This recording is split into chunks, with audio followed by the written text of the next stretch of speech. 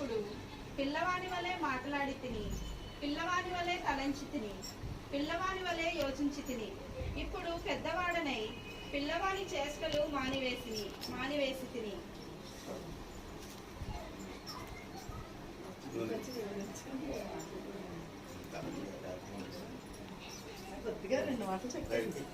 చదువుకున్న వాక్యాన్ని బట్టి మన ఎహెజ్కేలు గ్రంథంలో దేవుని కృపలో నీవు పెద్దదాని అయ్యావు. ఓకేనా? అలాగే కొరింథీ పత్రిక రాసిన వాక్యాన్ని బట్టి మరి పిల్లవాని చేష్టలు మానివేయాలి. మరి నువ్వు పెద్దదాని అయిన సంగతి గుర్తించుకుని నీ ఆలోచన విధానము మారుగా ఉండాలి.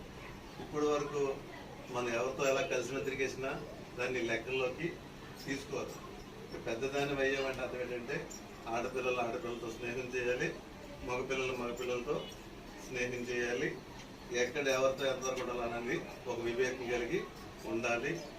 అలాగే ఎక్కడికి వెళ్ళినా కూడా మరి ఇంట్లో చెప్పకుండా బయటకు ఎక్కడికి వెళ్ళకూడదు. ఏది కూడా మన పరిధి దాటి ప్రవర్తన చేయకూడదు. దేవుడు చూస్తున్నాడని గ్రహించి కలిగి ఉండాలి.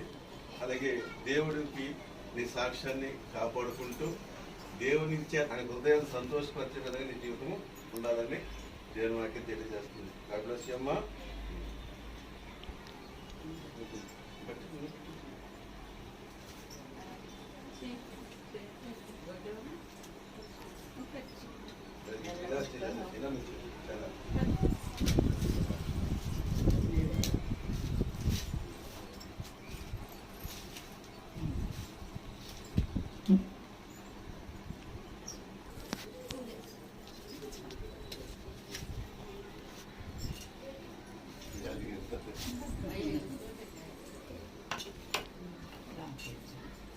అబ్బా గొడ్డయ్యాలి.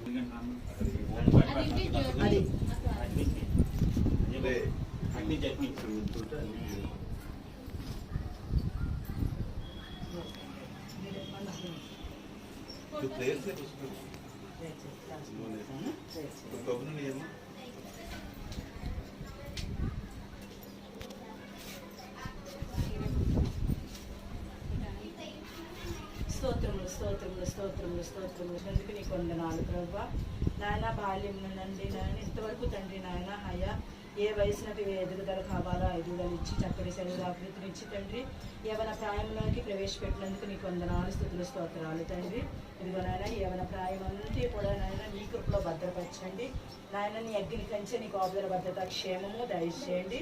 దుష్టుని కను నాయన కుమార్తె మీద పడుకున్నట్లు ప్రభు నాయన నీ రెక్కల నీడలో నాయన బిడ్డను భద్రపరచండి ప్రభా.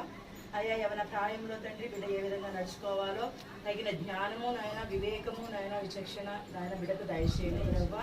అయ్యా మంచి చెడులు తెలుసుకునే విచక్షణ జ్ఞానము నాయన బిడ్డకు అనుగ్రహించండి ప్రభా.